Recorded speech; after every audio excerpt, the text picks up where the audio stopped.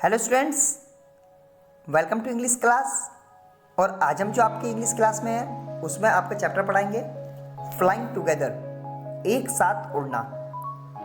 तो देखिए इस चैप्टर में क्या है कि एक गीज है, एक प्रकार के पक्षी हैं, वो पेड़ पर रहते हैं और एक उनका जो मुखिया होता है वो एक बेल को, एक जो बेल होती है पेड़ की जड़ में होती है, उसको देखकर वो कहता है कि इसको उखाड़ दो, लेकिन वो उसकी बात नहीं मानते हैं और एक दिन शिकारी के जाल में फंस जाते हैं।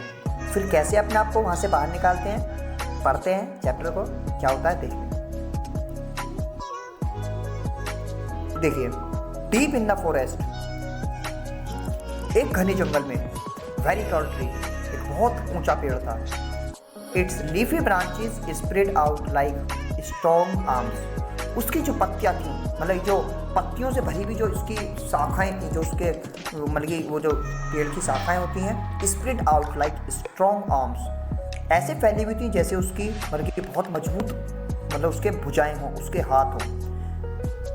This tree was the home of a flock of wild geese. ये जो ट्री था, मतलब कि ये पेड़ था, ये घर था एक झुंड, मतलब कि एक गीज का, पक्षियों का, मतलब कि एक झुंड उस पर रहता था। दे फेल्ट सेफ देयर, वो अपने आप को वहाँ मतलब कि सुरक्षित महसूस करते थे। One of the geese was a wise old bird, उनमें से एक जो गीज था मतलब बूढ़ा था और बुद्धिमान था।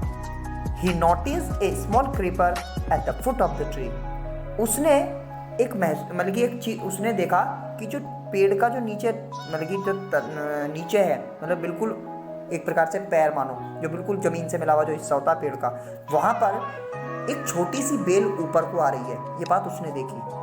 ही spoke to other birds about it, उसने बाकी पक्षियों को इसके बारे में बताया। Do you see the death creeper, क्या तुम्हें वो बेल दिख रही है? ही सेड टू देम, उसने उनसे कहा, लेट अस डिस्ट्रॉय देम, उसने कहा इसको मतलब कि उखाड़ दो। आस्क्ड द गीज इन सरप्राइज, गीज ने बड़े आश्चर्य में कहा, इट इज सो स्मॉल, उन्होंने कहा ये तो बहुत छोटी है। But harm can it do, ये हमारे लिए क्या नुकसान कर सकती है? माई फ्रेंड्स, मेरे मित्रों, reply the wise old bird, उस बूढ़े पक्षी ने कहा, that little creeper will soon grow, ये लिटिल क्रीपर कुछ ही समय में ये बेल बड़ी हो जाएगी। As it creeps up this tree, जैसे जैसे बड़ी होगी this tree it will become thick and strong, ये जो पेड़ है मतलब ये बेल ये मोटी और बड़ी मजबूत हो जाएगी। व्हाट ऑफ दैट, उन्होंने कहा इससे क्या है, इससे क्या नुकसान है? बाकी पक्षी ने उसको मतलब पूछा, आस्क्ड द गीज, गीजों ने पूछा, what harm can the creeper do us, ये हमें क्या नुकसान पहुंचा सकती है? डोंट यू सी, तुम नहीं देखते? रेप्लाइड द वाइज बर्ड, उस बुद्धिमान पक्षी ने कहा, with the help of that creeper, इस क्रीपर की मदद से, it will be possible for someone to climb this tree, इस पेड़ पर कोई भी चढ़ सकता है। ए हंटर केम कम अप, एक शिकारी भी आ सकता है, एंड किल अस ऑल, और हम सबको मार सकता है। Well there is no worry, उसने कहा ठीक है, अभी कोई जल्दी नहीं है, ठीक है ना, अभी कोई जल्दी नहीं है। दे रेप्लाइड, उन्होंने कहा, the creeper is very small, ये जो बेल है वो बहुत छोटी है। It would be pity to destroy it now, ये बड़ी मतलब ये बड़ी दयालुता होगी यदि हम इसको छोटी सी कोई हम तोड़ देंगे। Destroy the creeper while still young, इसको जब तोड़ देंगे जब ये थोड़ी बड़ी हो जाएगी। द ओल्ड बर्ड एडवाइज, मतलब बूढ़े पक्षी ने ये सलाह दी थी। नाउ इट इज टेंडर, उसने कहा भाई अभी ये मुलायम है, and you can cut it easily, और तुम इसको आसानी से काट सकते हो। Later it will become hard, बाद में ये बहुत मजबूत हो जाएगी, मतलब ठीक है ना, कैरी हो जाएगी, and you will not be able to cut it, फिर तुम इसको नहीं काट सकते हो। वी विल सी, उन्होंने कहा देख लेंगे, वी विल सी, देख लेंगे। आंसर द बर्ड्स, बर्ड्स ने कहा, but they do not destroy the creeper, उन्होंने उसको मतलब कि नहीं तोड़ा, उसको नहीं नष्ट किया।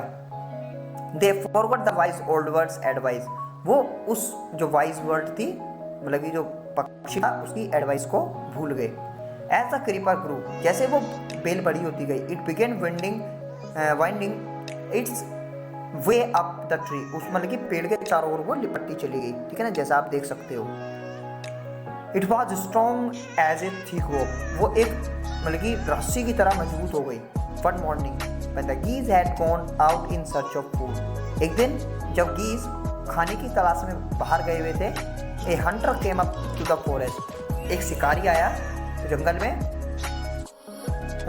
सो this is where the wild geese live, ये वही जगह थी जहाँ पर वो वाइल्ड गीज रहते थी, मतलब जंगली वो गीज रहते थे। ही सेड टू हिमसेल्फ, उसने अपने आप से कहा, व्हेन दे कम बैक, जब वो वापस आएंगे इन द इवनिंग, शाम को, आई शैल कैच देम, मैं उन्हें पकड़ लूँगा। The hunter climbed up the tree, वो जो शिकारी था वो पेड़ पर चढ़ गया। And help of the creeper, उसी बेल की मदद से ही got to the top and spread the net there, वो सबसे ऊपर पहुंच गया और वहाँ पर उसने जाल बिछा दिया। देन ही क्लाइम्ब डाउन, फिर वो वापस नीचे आ गया एंड वेंट अवे, और चला गया।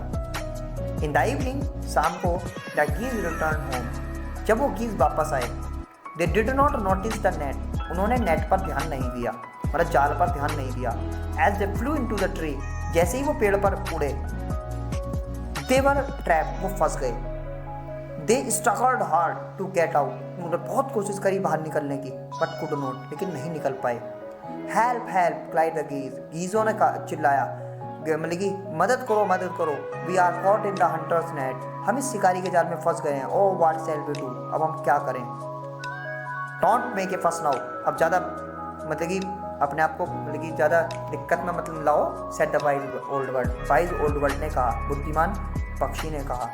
Long long ago I told you, बहुत समय पहले मैंने तुम्हें बताया था, you to destroy the creeper, इस बेल को मतलब कि काट, मतलब कि नष्ट कर दो। बट यू डिड नॉट, लेकिन तुमने ऐसा नहीं किया। Now she what has happen, अब तुम देख सकते हो अब क्या हो चुका है। Tomorrow morning the Hunter will come, कल को सुबह को शिकारी आएगा back and kill us all, और हम सबको मार देगा। वी वर फुलिश, हम कितने मूर्ख थे। वेप द वर्ड्स, पक्षी रोने लगे।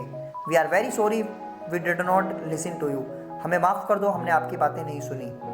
Please tell me what to do us, अब हमें ये बताओ कि हम लिसन केयरफुली, अब मेरी बात ध्यान से सुनो। रिप्लाई द ओल्ड वर्ड, उस पक्षी ने कहा, when the hunters came you must all pretend to be dead, जब वो शिकारी आए तो सब ऐसे मतलब पड़ जाना जैसे मर गए हो। जस्ट लाइक स्टिल, जैसे मतलब बिल्कुल शांत पड़े हो। The hunters will not want to dead birds, वो जो हंटर है वो शिकारी है, वो मरे हुए पक्षियों का नहीं चाहेगा। He want throw us to them all ground, वो सभी को ग्राउंड पर फेंक देगा। It will then be easy to for him to climb down, फिर उसको मतलब कि नीचे आना आसान हो जाएगा। कलेक्ट द डेड बर्ड्स, वो सारे मरे हुए पक्षियों को इकट्ठा करेगा एंड टेक देम होम, और वो घर ले जाएगा। When the last word of us has been thrown down, जैसे ही हम में से लास्ट वाला पक्षी नीचे फेंका जाएगा, we must quickly get up, हमें एक साथ उठना है and fly away, और उड़ जाना है। In the morning, the hunter came to the tree, सुबह के समय वो मतलब कि वो पक्षी आया। He looked at the geese in the net, उसने देखा अरे वाह, ये तो मतलब कि नेट में गीज हैं। They are all dead, उन्हें देखा सारी की सारी मरी हुई हैं। He muttered to himself, उसने अपने आप में बड़बड़ाया। He threw them out of the net one by one, उसने सभी को एक एक करके नीचे नेट से फेंक दिया। The words lay still until the last one had been thrown down, वो तब तक ऐसे ही पड़े रहे जब तक लास्ट वाली वर्ड नीचे नहीं गिरी। Then all at once they got up, लेकिन तभी सारे एक साथ उठे। Flap their wings, अपने पंखों को खोले and flew away, और वहाँ से उड़ गए। The hunters were taken by surprise, बेचारा शिकारी आश्चर्य में खड़ा दिखता रहा। From the top of the tree, उसी पेड़ के ऊपर से है। He watched all the geese fly away, उसने देखा सारी geese जा चुकी हैं। तो स्टूडेंट्स, इसके क्वेश्चन आंसर वर्ड मीनिंग कर लीजिए। Thank you very much, goodbye, मिलते हैं अगले चैप्टर में।